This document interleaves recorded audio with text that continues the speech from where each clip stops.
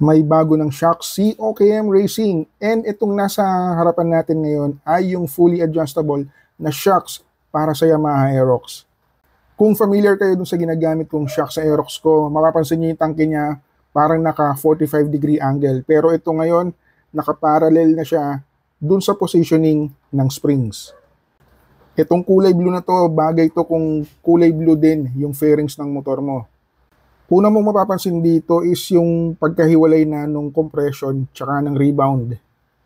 And mas malaki na yung nitrogen tank nito compared sa previous model.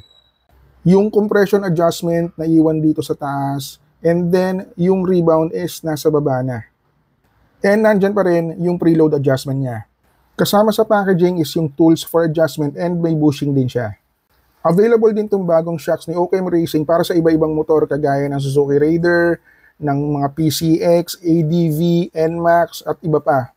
And ang gaganda ng mga color combinations na available ngayon. Meron pa nga nitong katulad nito, reverse black and gold.